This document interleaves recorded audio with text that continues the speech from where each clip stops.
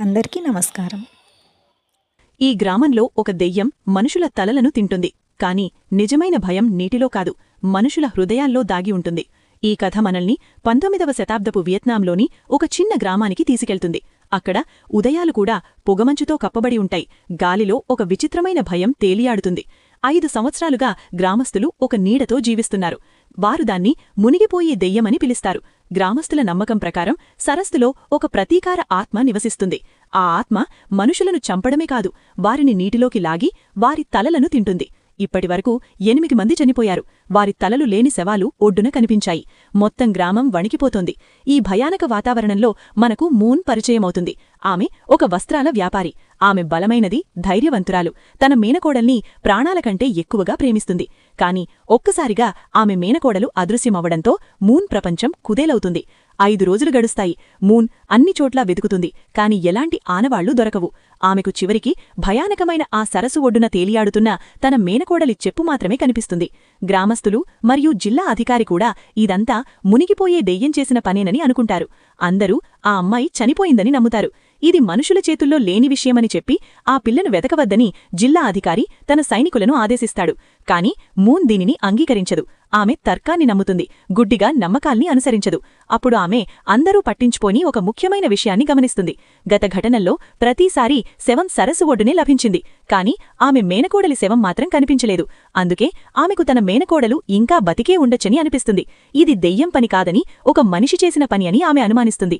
అందుకే ఆమె సహాయం కోసం ఒకరిని పిలుస్తుంది. వదంతులు కాదు, శాస్త్రం మరియు పరిశీలనపై నమ్మకం ఉన్న ఒక గూఢచారిని. ప్రజలు అతీంద్రియ శక్తుల పని అనుకునే రహస్యాలను పరిష్కరించడంలో అతడు ప్రసిద్ధుడు. కాని ఎక్కువసార్లు ఆ రహస్యాల వెనుక మనిషి లోభమే ఉన్నట్టు అతడు బయటపెడతాడు. అతని పేరు కీన్. కత్తి చేతిలో పదునైన మేధస్సుతో కీన్ గ్రామానికి చేరుకుంటాడు. అక్కడి భయానక వాతావరణాన్ని అతడు వెంటనే గ్రహిస్తాడు. చిన్న చిన్న ఆలయాలు అన్ని చోట్లా కనిపిస్తాయి. గాలంతా ధూపపు పొగతో నిండిపోయి ఉంటుంది. కీన్ ఇంకొక విచిత్రమైన విషయాన్ని గమనిస్తాడు. కొంతమంది గ్రామస్తులకు ముక్కు రక్తస్రావం జరుగుతోంది. మూన్ను కలవడానికి కీన్ జిల్లా అధికారి ఇంటికి వెళతాడు. అక్కడ మూన్ గార్డులతో వాదిస్తూ సహాయం చేయమని వేడుకుంటూ ఉంటుంది. కీన్ మధ్యలో జోక్యం చేసుకుని తన అధికారాన్ని ఉపయోగించి ఆమెకు సహాయం చేస్తాడు. అప్పుడు మనకు తెలుస్తుంది, మూన్కు కీన్కు గత పరిచయం ఉంది. ఒకప్పుడు కీన్ మూన్ యొక్క అవినీతిపరుడైన మాజీ భర్తను అరెస్టు చేశాడు. అయినప్పటికీ కీన్ నిజాయితీని మూన్ గౌరవిస్తుంది. మూన్ అతనితో అంటుంది, జిల్లా అధికారి పనికిరాడు, ప్రజలు భయపడుతున్నారు, నా మేనకోడలు కనిపించడం లేదు. తర్వాత వారు ఆమె తండ్రితో కలిసి నివసించిన మేనకోడలి ఇంటికి వెళతారు. అక్కడ కీన్ తన దర్యాప్తును ప్రారంభిస్తాడు. మూన్ మేనకోడలు నిశ్శబ్దంగా ఉండే అమ్మాయి, ఎలాంటి శత్రువులు లేనిదని అతడు తెలుసుకుంటాడు. కాని ఒక కీలక ఆధారం బయటపడుతుంది. 2 వారాల క్రితం ఒక దొంగ ఆమె గదిలోకి చొరపడేందుకు ప్రయత్నించాడు. ఆ అమ్మాయి ధైర్యంగా ఒక పదునైన వస్తువుతో దొంగ చేతిని గాయపరిచింది. దాంతో దొంగ పారిపోయాడు. దొంగ విలువైన దేనినీ దోచుకోలేదు, కేవలం మట్టిపాత్రలనే తీసుకెళ్లాడు. కీన్ గదిని పరిశీలించి ఆ అమ్మాయి బట్టలు మరియు దాచుకున్న డబ్బు అన్నీ అలాగే ఉన్నాయని గమనిస్తాడు. ఆమె పారిపోలేదు, ఆమెను ఎవరో ఎత్తుకెళ్లారు. ఆ తర్వాత కీన్ సరస్సు ఒడ్డుకు వెళ్లాలని నిర్ణయిస్తాడు. మూన్ కూడా రావాలని కోరుకుంటుంది, కాని ఆమె భద్రత కోసం మరియు వదంతులు పుట్టకుండా ఉండేందుకు కీన్ నిరాకరిస్తాడు. జైల్లో కీన్ ఒక మత్స్యకారుడిని కలుస్తాడు. జిల్లా అధికారి గ్రామాన్ని శుద్ధి చేయడానికి ఒక షామన్ను నియమించాడని అతడు చెప్తాడు. కీన్ మంత్రాలపై నమ్మకం పెట్టుకోడు, అయినా ఆ షామన్ను కలుస్తాడు. ఆ షామన్ కీన్కు ఒక తాయిత్తు ఇచ్చి ఆ దెయ్యం రక్తపిపాసి అని హెచ్చరిస్తాడు. కీన్ స్థానిక మొక్కల గురించి, ముఖ్యంగా మేనకోడలి చెప్పుపై కనిపించిన ముల్లుపండును గురించి అడిగినప్పుడు మూన్ అక్కడికి వస్తుంది. ఆమె సహాయం చెయ్యాలనే పట్టుదలతో ఉంటుంది. ఆ పండు ఒక్కచోట మాత్రమే పెరుగుతుందని ఆమె వివరిస్తుంది. కొండల్లో ఉన్న ఒక ఒంటరి జలపాతం దగ్గర. ఇది ఆశను కలిగిస్తుంది. కీన్ మరియు మూన్ జలపాతం వైపు బయలుదేరుతారు. అక్కడికి చేరుకున్నాక పరిస్థితి గంభీరంగా మారుతుంది. కీన్ రాళ్లపై తాజా రక్తాన్ని గమనిస్తాడు. అది తన మేనకోడలి రక్తమేనని అనుకుని మూన్ భయంతో కుంగిపోతుంది. అది జంతువుకి చెందిన రక్తం కావచ్చని చెప్పి కీన్ ఆమెను శాంతింపజేయడానికి ప్రయత్నిస్తాడు. కాని అతడికి అనుమానం మాత్రం మిగులుతుంది. చీకటి పడే వరకు వారు వెతికినా ఏమీ దొరకదు. ఆ రాత్రి కీన్ ఒక అతిథి గృహంలో ఉండిపోతాడు. షామన్ వెలిగించిన ధూపపు పొగ గ్రామమంతా వ్యాపిస్తుంది. నిద్రపోవడానికి ప్రయత్నిస్తున్న కీన్కు కూడా గ్రామస్తుల్లాగే అదే లక్షణాలు కనిపిస్తాయి. అతని ముక్కునుంచి రక్తం కారడం మొదలవుతుంది. అతడు అశాంతిగా అనిపించినా చివరికి నిద్రలోకి జారుకుంటాడు. అతడికి ఒక భయంకరమైన కల వస్తుంది. ఆ కలలో మూన్ మేనకోడలు నీటి దగ్గర కనిపిస్తుంది. అకస్మాత్తుగా చేతులు బయటకు వచ్చి ఆమెను లోపలికి లాగుతాయి. కీన్ ఆమెను రక్షించేందుకు ప్రయత్నిస్తాడు. కాని ఆమెను పైకి లాగినప్పుడు అతని చేతిలో ఆమె కోసిన తల మాత్రమే ఉంటుంది. వణుకుతూ కీన్ నిద్రలేచిపోతాడు. నిజం మరియు కలల మధ్య ఉన్న గీత మసకబారుతుంది. మరుసటి ఉదయం కీన్ మళ్లీ వాస్తవాలపై దృష్టిపెడతాడు. ఆ అమ్మాయి చివరిగా ఎక్కడెక్కడికి వెళ్ళిందో తెలుసుకోవడానికి మార్కెటుకు వెళ్తాడు. ఒక సాక్షి చెబుతాడు, ఆ రోజు ఆమె తన దుకాణాన్ని ముందుగానే మూసేసి జలపాతం వైపు వెళ్ళిందని. ముఖ్యంగా అక్కడినుంచి బయలుదేరే ముందు ఆమె టులెట్ అనే ఒక మహిళతో వాగ్వాదం చేసిందని తెలుస్తుంది. టుయెట్ సాధారణ మహిళ కాదు. ఆమె జిల్లా అధికారి కుమార్తె. ధనవంతురాలు, అహంకారంతో, అధికారంతో నిండినది. కీన్ ఆమెను ప్రశ్నిస్తాడు. టుయెట్ తాను ఆ అమ్మాయితో వాదించానని అంగీకరించినా అది ఒక వస్త్రాల ఆర్డర్ విషయంలో మాత్రమేనని చెబుతుంది. ఆ అమ్మాయి థాక్ అనే ఒక వ్యక్తి నుంచి డబ్బు తీసుకుంటానని బెదిరించిందని ఆమె అంటుంది. దీంతో ఒక కొత్త పేరు బయటపడుతుంది, థాక్. థాక్ బ్యాంబూ అడవిలో నివసించే ఒక మట్టి కళాకారుడు. అలాగే టుయెట్కు నిశ్చితార్థమైన వ్యక్తి కూడా. కీన్ మరియు మూన్ థాక్ స్టూడియోకు వెళ్తారు. అక్కడ వారు అద్భుతమైన మట్టి పాత్రలను చూస్తారు. అవి మేనకోడలి గదిలో లభించిన వాటి శైలితో సరిపోతాయి. కీన్ థాక్ పై ఒత్తిడి చేసి నిజం చెప్పమని కోరుతాడు. అప్పుడు థాక్ ఒక విషాదకథను బయటపెడతాడు. తనకు టుయెట్తో నిశ్చితార్థం తల్లిదండ్రులు ఏర్పాటు చేసినదని చెబుతాడు. అతడు టుయెట్తో సంతోషంగా లేడని అంటాడు. నిజానికి అతడు మూన్ మేనకోరల్ని ప్రేమించాడని వెల్లడిస్తాడు. ఆమె పేదదైనా తనకు ఆమెనే జీవిత భాగస్వామిగా భావించాడని చెబుతాడు. ఆమెను పెళ్లి చేసుకునేందుకు జిల్లా అధికారిని అనుమతి అడిగానని అంటాడు. కాని జిల్లా అధికారి మరియు టుయెట్ అవమానంగా భావించి తీవ్రంగా కోపగించారు. అందుకే థాక్ తన నిశ్చితార్థాన్ని విరమించి ఆ అమ్మాయితో కలిసి పారిపోవాలని నిర్ణయించుకున్నాడు. ఇది అంతా కథను పూర్తిగా మార్చేస్తుంది. ఇక్కడ ఒక స్పష్టమైన ప్రేరణ బయటపడుతుంది. టుయెట్కు అసూయ పట్టింది. ఆ అమ్మాయి కారణంగా తన నిశ్చితార్థం ముగియబోతోంది. బట్టల గురించి జరిగిన వాగ్వాదం అన్నది అబద్ధం. అసలు గొడవ థాక్ గురించే. ఆ అమ్మాయిని అవమానించేందుకు ఆమె గర్భవతిగా ఉందని కూడా టుయెట్ వదంతులు పుట్టించింది. అయితే థాక్ దాన్ని ఖండిస్తాడు. కీన్ ఈ కేసును సమీక్షిస్తాడు. మేనకోడలి గదిలోకి వచ్చిన దొంగ యాదృచ్ఛికంగా వచ్చినవాడు కాదు. బహుశా థాక్ తమ సంబంధానికి సంబంధించిన ఆధారాలను దొంగిలించేందుకు అతడిని పంపి ఉండొచ్చు, లేదా ఇంకెవరో పంపి ఉండవచ్చు. దొంగ చేతికి గాయమయ్యిందని కీన్కు గుర్తుకొస్తుంది. కాబట్టి గాయపడిన చేతి ఉన్న వ్యక్తిని కనుగొనాలి. మూన్కు ఒక ఆలోచన వస్తుంది.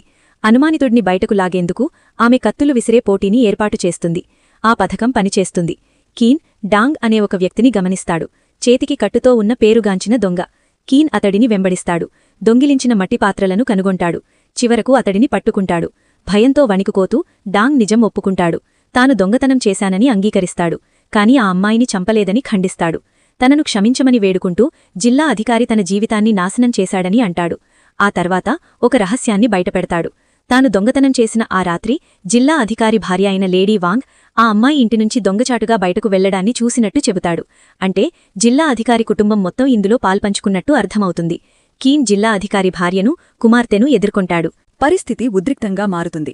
కీన్ అబద్ధం చెప్పి జలపాతం వద్ద టుయెట్ను చూసిన సాక్షి తనకు ఉన్నాడని అంటాడు. ఆ ఒత్తిడిని తట్టుకోలేక టుయెట్ విరిగిపడుతుంది. ఆమె ఏడుస్తూ నిజం ఒప్పుకుంటుంది. థాక్కు దూరంగా ఉండమని చెప్పడానికి తాను ఆ అమ్మాయిని కలిసినట్టు చెబుతుంది. కోపంలో ఆమెను తోసిందని టుయెట్ అంగీకరిస్తుంది. ఆ అమ్మాయి పడిపోయి తలకు బలంగా తగిలిందని అంటుంది. రక్తం చూసి తాను ఆమెను చంపేశానని భావించి భయంతో అక్కడినుంచి పారిపోయానని చెబుతుంది. లేడీ వాంగ్ తన కుమార్తెను కాపాడేందుకు మధ్యలో జోక్యం చేసుకుంటుంది. ఇది కేవలం ఒక ప్రమాదమేనని, ఆ అమ్మాయి శవాన్ని మునిగిపోయే దయ్యం తీసుకెళ్లి ఉండాల్సిందేనని ఆమె అంటుంది. టుయెట్ను అరెస్టు చేస్తారు. కాని శవం మాత్రం ఇంకా దొరకదు. కీన్ పూర్తిగా అలసిపోతాడు.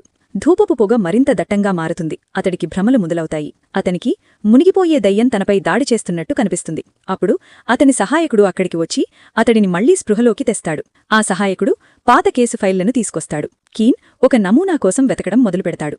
30 సంవత్సరాల క్రితం 14 మందితో కూడిన ఒక కుటుంబాన్ని దేశద్రోహులుగా తలనరికి చంపారని అతడు చదువుతాడు. ఆ శిక్షను ఆదేశించిన వ్యక్తి అప్పట్లో యువ జిల్లా అధికారి. కీన్ గతాన్ని పరిశీలిస్తున్న సమయంలోనే ఒక భయంకరమైన సంఘటన జరుగుతుంది. సరస్సు ఒడ్డున తలలేని ఒక శవం లభిస్తుంది. గ్రామం మొత్తం గందరగోళానికి లోనవుతుంది. మూన్ అది తన మేనకోడలే అనుకుని భయంతో కుదేలవుతుంది. కాని జిల్లా అధికారి కుటుంబం మాత్రం ఊపిరి పీల్చుకుంటుంది. ఇదే దెయ్యం పనని, టుయెట్ నిర్దోషి అని ఇది నిరూపిస్తుందని వారు భావిస్తారు. కాని కీన్ ఆ శవాన్ని పరిశీలిస్తాడు. ఇతరులు గమనించని విషయాన్ని అతడు గమనిస్తాడు. శవంపై చర్మం ముడతలు లేకుండా మృదువుగా ఉంటుంది. ఒక శవం వారం రోజులపాటు నీటిలో ఉంటే కుళ్ళిపోయి ఉండాలి. అంతేకాదు తలను ఒక పదునైన ఆయుధంతో శుభ్రంగా కోసినట్టు ఉంటుంది. కీన్కు అర్థమవుతుంది ఇది మేనకోడలి శవం కాదని. ఇది మరో అమ్మాయికి చెందిన తాజా శవం. కేసు ముగిసినట్టు చూపించడానికి ఆమె బట్టలు వేసినట్టు తెలుస్తుంది. ఇది నకిలీ శవమైతే మేనకోడలు ఇంకా బ్రతికే ఉండే అవకాశముంది. కీన్కు స్పష్టమవుతుంది డాంగ్ ఇంకా ఏదో నిజాన్ని దాచిపెడుతున్నాడు. కీన్ డాంగ్ వద్ద మేనకోడలి ఆభరణాల పెట్టెను కనుగొంటాడు. అప్పుడు అతడికి తెలుస్తుంది డాంగ్ ఒక పనిమనిషితో కలిసి పనిచేస్తున్నాడని. ఇద్దరూ లేడీ వాంగ్ను బెదిరిస్తూ డబ్బు వసూలు చేస్తున్నారు. జలపాతం వద్ద జరిగిన గొడవను డాంగ్ ప్రత్యక్షంగా చూశాడు. టుయెట్ అక్కడి నుంచి పారిపోయిన తర్వాత ఆ అమ్మాయి ఇంకా బ్రతికే ఉందని, కాని స్పృహలేని స్థితిలో ఉందని డాంగ్ గ్రహించాడు. ఆమెను కాపాడకుండా డబ్బు గుంజేందుకు ఒక గుహలో దాచిపెట్టాడు. దెయ్యం కథను నిజంగా కనిపించేందుకు ఆమె చెప్పులను సరస్సులోకి విసిరేశాడు. తరువాత ఒక అమాయక మహిళను చంపి నకిలీ శవంగా ఒడ్డున పెట్టించాడు. లేడీ వాంగ్ నుంచి భారీ మొత్తం వసూలు చెయ్యాలనే ఉద్దేశంతో. తన పరువు కాపాడుకోవడానికి లేడీ వాంగ్ డబ్బు ఇవ్వడానికి ఒప్పుకుంటుంది. కాని లోపల మాత్రం డాంగ్ను చంపాలని కుట్ర పన్నుతుంది. డబ్బు తీసుకొని ఆమె అడవిలోకి వెళ్తుంది. కీన్ మరియు మూన్ ఆమెను వెంబడిస్తారు. వారొక గుహకు చేరుకుంటారు. అక్కడ డాంగ్ మేనకోడల్ని కట్టేసి ఉంచుతాడు. అతడు ఆమెను బయటకు తీసుకువస్తాడు. లేడీ వాంగ్ డాంగ్పై నేరం మోపాలని ప్రయత్నిస్తుంది. కాని పరిస్థితి హింసాత్మకంగా మారుతుంది. అప్పుడే కీన్ అక్కడ ప్రత్యక్షమవుతాడు. డాంగ్ కత్తితో కీన్పై దాడి చేస్తాడు. ఇద్దరి మధ్య భీకరమైన పోరాటం జరుగుతుంది. విషపూరితమైన ధూపపు ప్రభావం ఇంకా ఉండడంతో కీన్కు భ్రమలు కలుగుతాయి. దెయ్యాలు కనిపిస్తున్నట్టు అనిపిస్తుంది. అదే సమయంలో లేడీ వాంగ్ ఈ వ్యవహారం శాశ్వతంగా ముగించేందుకు ఆ అమ్మాయిని చంపేందుకు ప్రయత్నిస్తుంది. మూన్ సింహినిలా లేడీ వాంగ్తో పోరాడుతుంది. డాంగ్ కీన్ను చంపబోయే క్షణంలో కీన్ అతణ్ణి ముళ్లపైకి తోసేస్తాడు. దాంతో డాంగ్ అక్కడికక్కడే చనిపోతాడు. మూన్ లేడీ వాంగ్ను అదుపులోకి తీసుకుంటుంది. ఆ అమ్మాయి బతికి బయటపడుతుంది. పోలీసులు అక్కడికి చేరుకుంటారు. లేడీ వాంగ్ మరియు టుట్లను అరెస్ట్ చేస్తారు. అపహరణ కేసు పరిష్కారమవుతుంది. మూన్ తన మేనకోడలితో మళ్లీ కలుస్తుంది. చీఫ్ కుటుంబం చేసిన దారుణాలు బయటపడతాయి.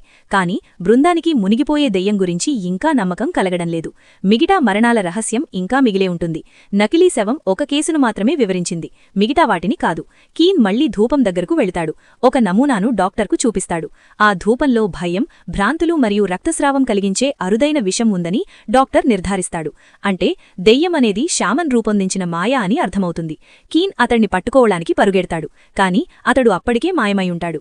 మరో శవం దొరుకుతుంది. అది జిల్లా చీఫ్ది. అతడికి తల ఉండదు. నిజం 30 ఏళ్ల క్రితం జరిగిన మారణకాండలో ఉందని కీన్ గ్రహిస్తాడు. చీఫ్ 14 మంది కుటుంబ సభ్యులను హతమార్చాడు. కాని ఆ కుటుంబంలో 15 మంది ఉన్నారు. ఒక పిల్లవాడు బతికి ఉండి అందరూ చనిపోవడం తన కళ్లతో చూశాడు. ఆ పిల్లవాడు పెరిగి శామన్గా మారాడు. అతడు గ్రామాన్ని నాశనం చేయడానికి తిరిగి వచ్చాడు. భయం కలిగించేందుకు ధూపం ద్వారా ప్రజలకు మత్తుమందు ఇచ్చాడు. దెయ్యం కథను ఉపయోగించి తన కుటుంబ మరణానికి కారణమైన వారిని ఒక్కొక్కరిగా చంపాడు. చివరి బలి చీఫ్. కీన్ శామన్ గుడిసెలో ఒక శీతాకాల జాకెట్ను కనుగొంటాడు. అతడు ఉత్తర దిశగా పారిపోయాడు. సినిమా చివరలో కీన్ మరియు అతని డిప్యూటీ ఉత్తరానికి ప్రయాణిస్తూ ఆ సీరియల్ కిల్లర్ను పట్టుకోవడానికి బయలుదేరతారు. ఇది దెయ్యం కథ కాదు, బాధ మరియు ప్రతీకార కథ. చూసినందుకు ధన్యవాదాలు. ఇలాంటి మంచి వీడియోల కోసం మన ఛానల్ని లైక్ చేసి, షేర్ చేసి, సబ్స్క్రైబ్ చేసుకోండి.